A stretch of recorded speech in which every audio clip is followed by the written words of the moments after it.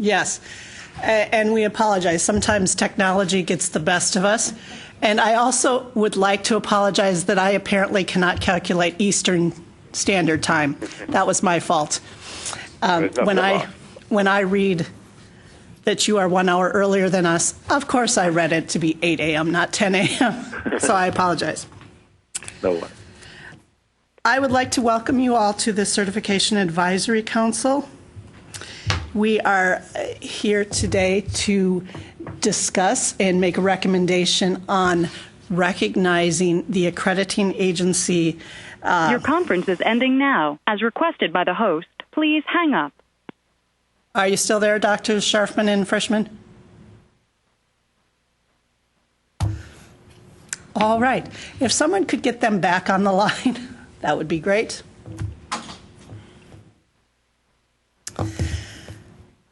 I'm just going to go forward just a little bit and just state the reason for being here. We are here so that the Certification Advisory Council can review and make a recommendation on recognizing the accrediting agency, Association of Advanced Rabbinical and Talmudic Schools. To start with, I would just like to explain the process. And if we need to explain it when they get back on, I'll do it quickly. We ask the Certification Advisory Council to review two things. Usually you're reviewing certificate of authority applications from schools that are new and would like to start offering degrees in Texas. We also ask that you review if an accrediting agency would like to be recognized in Texas so that they may accredit Texas institutions. This is the second reason that we have you here today. And once we have our two representatives from AARTS, I'm going to refer to them as ARTS, then we will have them introduce themselves, tell a little bit about the accrediting agency, and we will turn it over to one of you who we will elect as chair.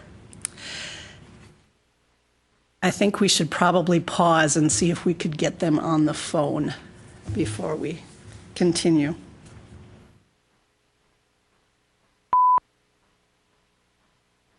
Hello, do we have you back on? I hope I'm back on. All right, is this Dr. Scharfman? Yes. I'm watching you on the live webcast. I heard you talking about us, about getting us back on. Good, I'm glad. Someone terminated the call. Again, that wasn't us. We don't know why. You are very technologically savvy to do that. I was hoping we could hold off. So I see a picture of I see an image of you, and I think it's the commissioner who's sitting next to you. That would be our deputy assistant commissioner. Oh, okay. Great. I'm glad we have you both on. All right, then you may have heard I was telling the members the process. They are here to review your application for recognition of the accrediting agency Association of Advanced Rabbinical and Talmudic Schools. I'm going to refer to you as ARTS. Is that okay? Yes. All right. And we are going to have some introductions, go through the process, and then I'm just going to wait a few minutes to have you introduce yourselves and then tell just a little bit of an introduction about the accrediting agency. I would remind the members again, if you want to speak, please press the mic button. When you're done speaking, press it again so that it's not picking up all of your voices all the time. The process is the Certification Advisory Council will review the application from ARTS. They will ask you any questions, get any clarifications needed. You can tell them anything that you feel is pertinent that you would like to explain about your process. They have all had time to review the application and the documents, and I thank you for sending the documents. They were very thorough and complete. And at the end of the meeting, we will ask for a recommendation from our CAC members. From there, it will go to a coordinating board committee for review and ultimately to the coordinating board. to review and make a decision on recognition. If your accrediting agency is recognized by the state of Texas, then of course you could start accrediting and approving schools in Texas to offer degrees here. I'd like to introduce our staff who is here.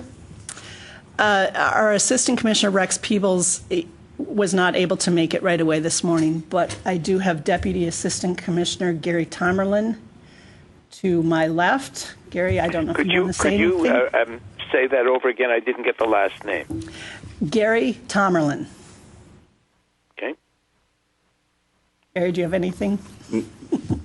Thank you all for participating in this morning, everybody taking time in your schedule. And no, I'm just... Okay. All right. And I'm Kathy Mayert. I've been talking with you for the past few months. I'm Special Projects Director and the, I guess, the point person on the Certification Advisory Council. We normally have 6 members of our Certification Advisory Council.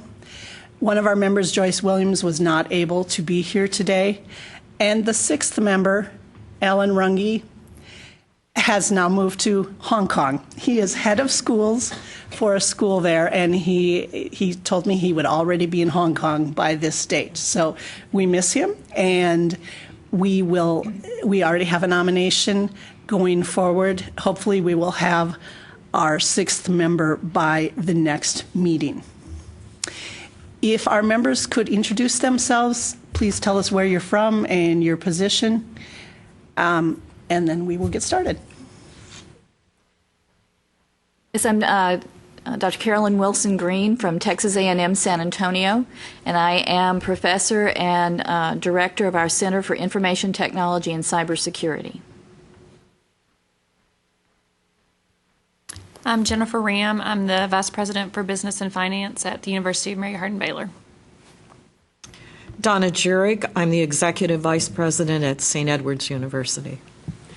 Diana Miller. I'm the Nursing Program Director for Laredo Community College. Thank you. And I forgot to mention we have Bill Franz here, our General Counsel, in case we have any legal questions. I am going to have Dr. Scharfman and Dr. Frischman, I'm going to have you introduce yourselves in just a few minutes, but we need to take care of some business here first before we start reviewing the application. We need to have a nomination and election of a chairperson so that that person can take over the discussion here in a few minutes. If the members would like to nominate or someone would like to volunteer. May I nominate Carolyn Wilson Green? Is there a second? I second. And Carolyn, would you take the position? Yes, I will take All the right. position. Would you like to vote on that? All in favor? Aye. Opposed? All right. I think it passed. Carolyn, thank you. If you could take over, we need to consider the summary notes from May 1st, and I realize Carolyn is probably the only one who was here. But we need, and we are joined by our Assistant Commissioner, Rex Peebles. Welcome. Good morning. Well, that does make it a little bit difficult to see if you remember what was done. But I don't know if anyone has anything that needs to be changed or amended in the minutes. Then I'd entertain a motion to accept the minutes. So moved. Okay. Seconded. All in favor, say aye. Aye. Okay. Opposed? All right. And then it's time for you to consider the application. Okay. And so if our 2 representatives could introduce themselves and then tell us a little bit about the accrediting agency, and then I will turn it over to Carolyn for the discussion. Okay, thank you, Kathy. My name is Keith Scharfman. I'm a law professor at St. John's University in Queens, New York, and I've been for the last year director of our agency, Arts, and Dr. Frischman, who will introduce himself in a moment, has been the director of the agency he was called executive vice president of the agency for I think for many decades, and he's one of the most best-known accreditors really in the country. And I've had the privilege to work with him, and he continues to work with us in a new status as we've begun this transition period since I've taken over responsibility. Basically, what we do is we grant accreditation to schools of advanced rabbinical and Talmudic curricula, and we do what most agencies do. We visit our schools, we monitor our schools, and we review them periodically. We grant them initial accreditation, and when they're due for subsequent review, we review them again. And if there are any issues, we obviously notify all of the relevant agencies. So I don't really know what else to say in the way of introduction. Maybe I should just allow Dr. Frischman to introduce himself, and we're happy to answer any questions, and we're certainly grateful for the opportunity to be considered by the state of Texas. Good morning. This is Bernard Frischman. I'm professor of physics at the New York Institute of Technology, and I've headed the association since 1973. Last November, I formally resigned as executive vice president, and Professor Scharfman and I had been working together for a year. And since I resigned in November 1st, 2013, we've been working together now. Our agency is structured in a manner which is reminiscent of most other accrediting agencies, particularly the regional bodies. We are a national agency, and we are an institutional agency. Our process is I believe, very representative of the peer review approach. We are intensely people-oriented. Our decisions are based on documents, of course, but also on, again, an intense interaction with students, with faculty, with staff, with administrators. We watch, we listen, we interact, we record, and we maintain a very strong, a very close relationship with our schools. We've instituted a process that's just beginning to take off properly, whereby we will try to have an on-site person, not a formal visit, but a monitoring visit every year to every school. We feel that in this day and age, where the emphasis seems to be on in information technology at arm's length, we want to remain very close to our institutions, and that's been. I guess that's the kind of introduction that I would give, and I would once again welcome questions.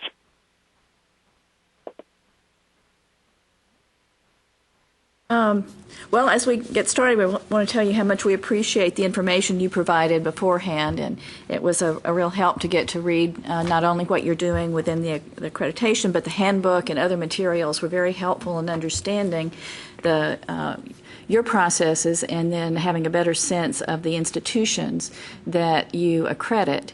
And so I want to thank you for that. It was very helpful in getting a better understanding of what these schools are like, and quite interesting, and I appreciate that.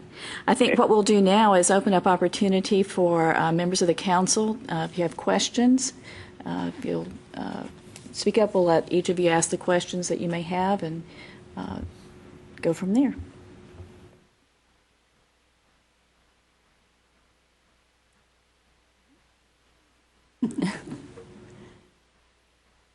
Okay, well, I'll start with one thing. It's just a really maybe more of a area of curiosity. I was reading through the items that you had about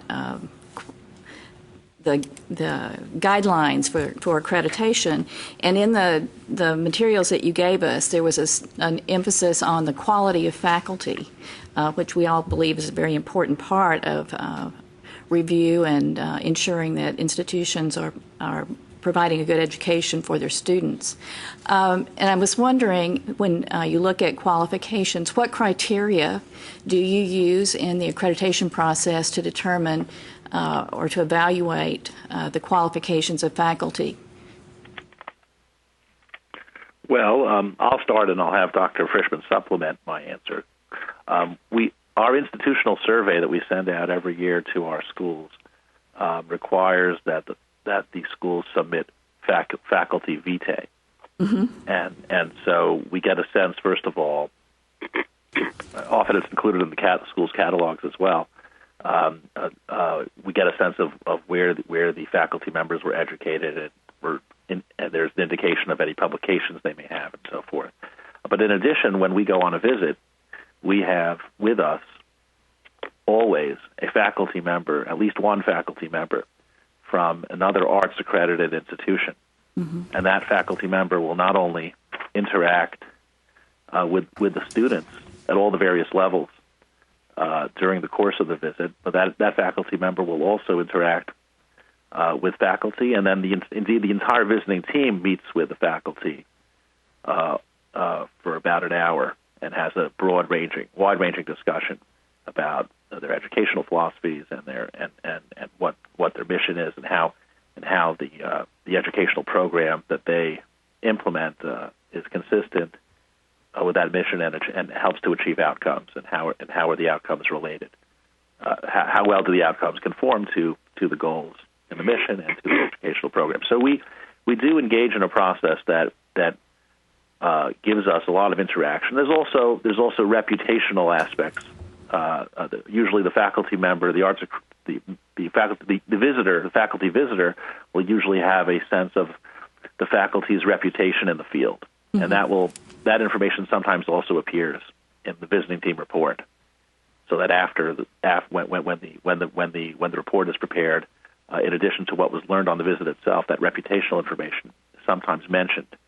Obviously, it varies, depending on the visiting teams, but there is certainly an effort by our visiting teams and by our agency to see to it that faculty are well qualified at our institutions. Dr. Frischman, is there anything you'd like to add to what I've said? Two minor aspects. Number one, our visiting team makes a point of observing classes in progress, and teaching effectiveness is judged on the basis of the interaction with students, the class participation, the level of the lecture. Students are listened to carefully. There's conversations with students, and inevitably, if a teacher is particularly well qualified or very helpful, we'll hear about that. And as I say, we listen very, very carefully, both to faculty, administrators, but especially to students there. We find that students are frank, open, willing to be helpful, and there's an easy rapport which enables us to gather information of a kind that rarely appears on paper. Okay, thank you. Along with you were talking about looking at the vitas and publications in those areas. Do you have any particular requirements about the types of degrees or level of degrees that the faculty are expected to have? Well, I'm not sure what our handbook says on that, but I know that we make sure that there is a degree with advanced study in the Talmud field. It's not always a PhD, but it is a terminal degree in the field. Mm-hmm. Not all faculty hold PhDs, but they do hold terminal degrees. Okay, Dr. Frischman, what would you say? Yeah, the title of the degrees is not as rigorous and is not as structured as baccalaureate, master's, PhD. Right. But every school, every graduate program has its specific titles which it will assign to people who reach certain levels of accomplishment. Yes. And it's something which is known in the field, and rather than the standard PhD or master's level requirement. So we look to see which graduate programs teachers have attended and how many years they participated. We will have, as Professor Scharfman pointed out earlier, there is a reputational aspect. We're still a small enough community to know what the situation is with respect to every graduate program. I would just add that many of the faculty at our institutions have spent at least some time at one of our leading institutions that is widely regarded as really a leading, if not the leading institution among the schools that we accredit. That's the BMG School in New Jersey. Mm-hmm. Many of our faculty have spent some graduate time at that institution, and that's one way of distinguishing someone's record. But again, that's not a hard and fast requirement. That's more of an empirical reality. Okay, thank you.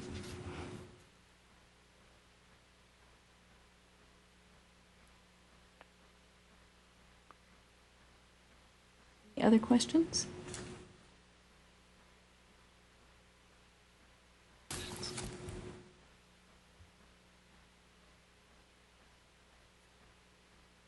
I noticed, too, in reading through materials that you'd submitted, that there are not yet any institutions in Texas that fall into the category for accreditation with your organization.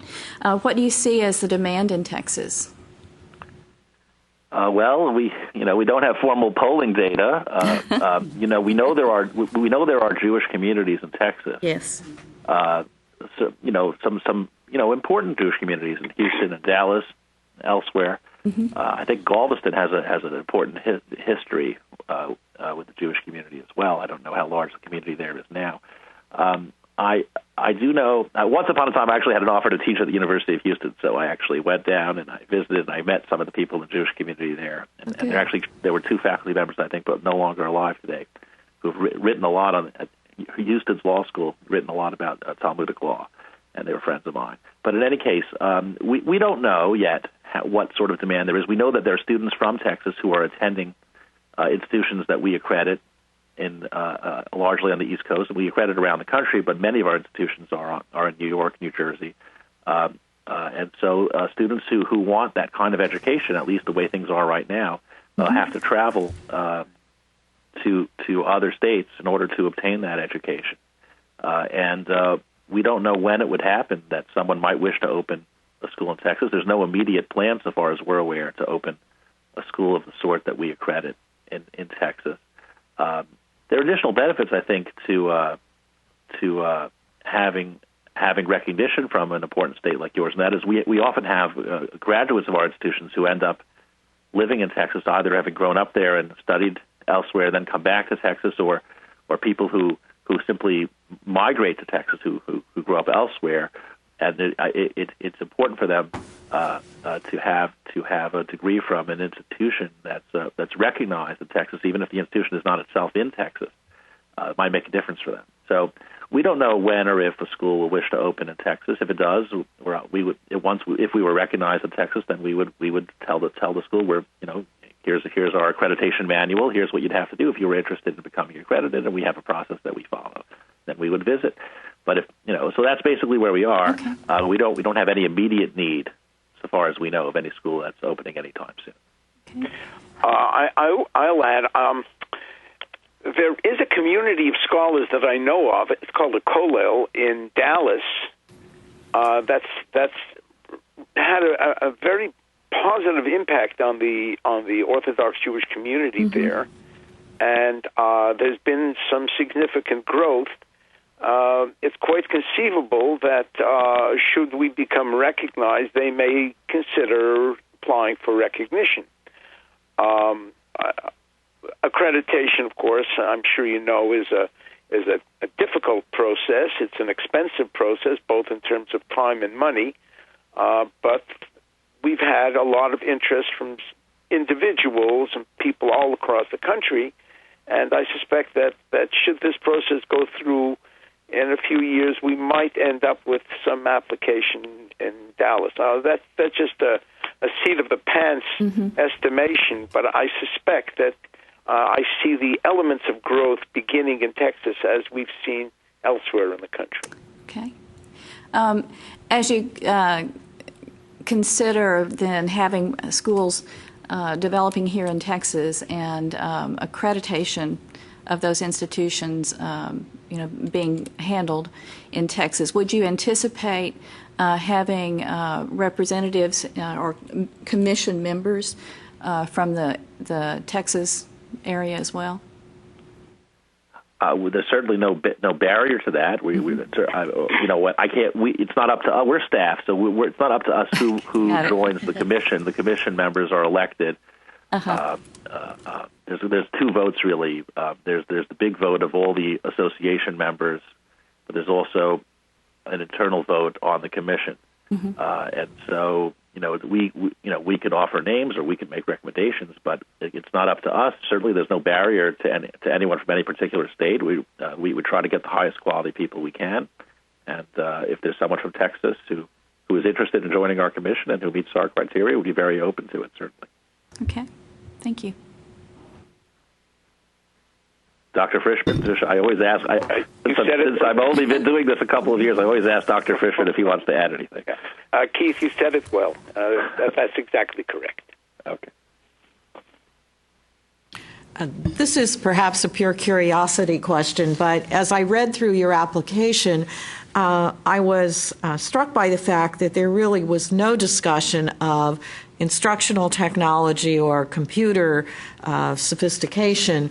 And so I assume that most of your institutions operate on a direct classroom kind of model rather than anything that would be online or hybrid. Yeah, we are not recognized for distance learning. It's not part of our scope of recognition with the U.S. Department of Education. So we don't have any distance learning programs at our schools. Dr. Frischman and I have some differences about technology. I'm a little younger than he is, so I'm a little bit more technological than he is. But there are certainly schools that are more open to technology, new technologies, than others. For us, technology is not part of our standards, really. It's not something that we don't require any particular technology, but the schools themselves, many of them have adopted various advances. For instance, the library collections today, there are now enormous electronic databases of sources that used to be very difficult to obtain. It used to matter much more how large a school's library was in terms of volumes, and that matters much less now. And certainly, schools, when we go, one of our standards is our library standard, and we look at their collections. Now schools are showing us all of the access that they have to databases and so forth that used to not be available. There are students at our schools who are taking notes on laptops and so forth. There are others who are taking handwritten notes. There are schools that are engaging in publications. Some of those publications may end up online at some point. But again, these are not requirements of ours. This is more, we're really interested in the actual learning that's taking place, irrespective of the technology used. My position, and I think it's a position that's shared by most of the people in the community, is that when you're preparing a person for scholarship, the intense interaction, the thrust and parry of master to student is an integral part of both the learning and teaching process. The technology separates. It adds access to a certain extent, but I guess that's my feeling in terms of my own classes. For example, in teaching physics, I find that there's a great advantage to having that person-to-person interaction as part of the learning process. Yeah, we have found that our faculty have very extensive interactions with their students, at schools that we accredit, much more so than, unfortunately, I am able to have with my own students at the conventional university that I teach at. I try in my seminars at least to have very intense interactions, but in the large lecture courses that I teach, I'm just not able to achieve what is achieved at the institutions that we accredit. So that is certainly a positive feature of not engaging in the same kind of distance learning programs that many schools are now offering. Any other questions?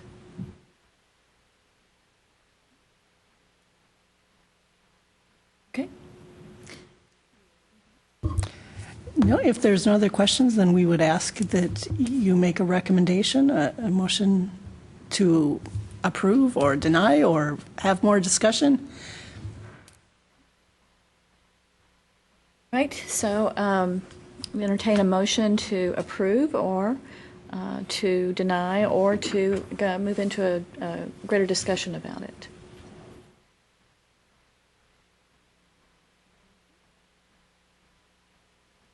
Motion to approve. Right. Is there a second? Second.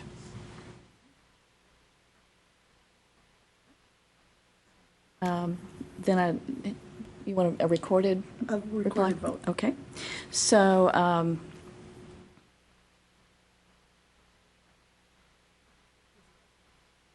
that would be great. All right.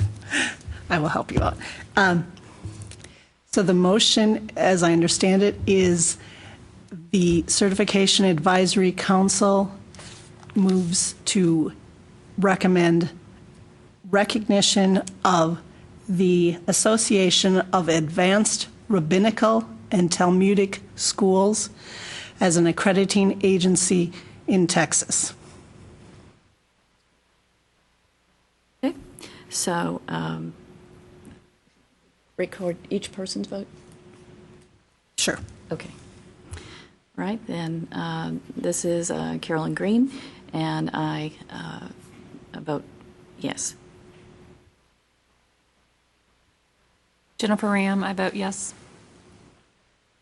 Donna Jurek, yes. Diana Miller, yes. Motion passed. The motion carries. All right, then just for your information, Dr. Scharfman and Dr. Frischman, from here, this will go to our coordinating board committee probably in December, possibly December, possibly March. We're not sure about the timing here. And from that, it will go to our full quarterly coordinating board. I will update you with the dates of when they are actually considering it. Do you have a caption? I will have a caption in. Okay. Okay. Yeah, it will probably be March, April. Yeah, probably. So we're very, very close to, if we haven't already passed our deadline for the December committee meeting. And since there are no, at this point, we don't have any schools that are trying to seek recognition under this, then I don't see that having it on the April board meeting would be an issue. So. Okay. All right. So I will update you, Drs. Frischman and Scharfman, and you are very welcome to listen in again. I believe we're webcast for the coordinating board meetings as well. But congratulations on passing the CAC committee's recommendation. We are going to do a little more business here at the end. You are welcome to continue listening, or you are welcome to say goodbye. Well, thank you very much. We thank you for all the time and attention that you've put into this, and the way in which you gave us guidance in preparing our materials. And yes, as you mentioned, there's no urgency with our application, so if it's easier for you to wait till the next meeting, that's certainly fine with us. And we'll look forward to hearing from you, and we're happy to answer any further questions if there's any follow-up. Thanks so much. And I'll second that. Thank you again. Okay, bye-bye. Bye. Thank you. All right. The only other thing is I'd like to remind you, I gave you a schedule for upcoming meetings. We normally meet starting at 10 a.m. We adjusted it a little bit today. But the next meeting will be January 29th. So if you could put that on your calendar and then put the subsequent meetings on your calendar as well. As I said, hopefully by the next meeting we will have the 6th member of the committee. And let's see. Oh, I just wanted to let you know that I expect in the next year the activities, we may have some new school applications. And I believe within the next year we will have 2 renewal applications. They will come due in 2015, so you will need to review them. The one will be up for their 2nd renewal, so they will have had a certificate of authority for 4 years already. And the second one will just have had a certificate of authority for 2 years. They will be up for their first renewal. So you can look forward to that. And with that, if you would like to adjourn, make a motion to adjourn. And I'll make a motion to adjourn. Doesn't require a second. Okay. All right. So all in favor say aye. Aye. Aye. Okay. Opposed? Motion carries and we are adjourned. All right. Thank you very much.